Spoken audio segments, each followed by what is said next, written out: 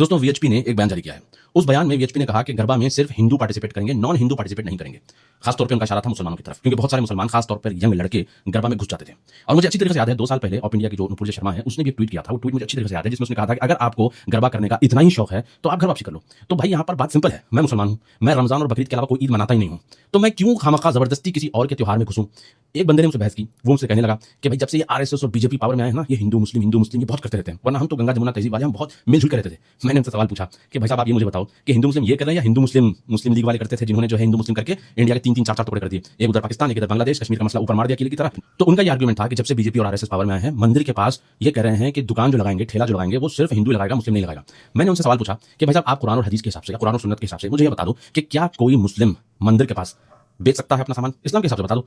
तो अब वो गोल गोल घुमाना शुरू करते हैं, जैसे हम तौर पे लोग घुमाते हैं, चित भी अपनी और पद भी अपनी। हजरत बल में एम्बलम लगा है, मार मार के तोड़ दिया, कह रहे हैं कि नहीं आइडल वर्शिपिंग है। तो भाई इंडिया का जो एम्बलम है, जो आइडल वर्शिपिंग से जिसका लेना देना ही नहीं है, उसको आप कह रहे हो कि आइडल वर्शिपिंग है और उसके ऊपर आप विवाद खड़ा कर रहे हो। और जो क्लियर कट आइडल वर्शिपिंग है, आप वहां पे पार्टिसिपेट होना चाह रहे हो और जिद से आप वहां पे पार्टिसिपेट होना चाह रहे हो। तो बात यहाँ पर बड़ी सिंपल है कि भाई आप उस धर्म के नहीं है तो आपको क्या जरूरत है वहां जाने की। ये जो कांग्रेस है या लेफ्टिस्ट है और इस तरह से गंगा जमुना करने वाले लोग हैं, इन लोगों ने क्या क्या पता है आपको, आधा तितर और आधा बटेर। यानी कि एक हिंदू है वो ना पूरा हिंदू है ना पूरा मुसलमान है, और मुसलमान है तो ना वो पूरा मुसलमान है ना तो वो पूरा हिंदू है, आधा इधर आधा इधर। अरे भाई जिस धर्म के मानने वाले हो पूरा पूरा उस धर्म को आप अपना तो लो।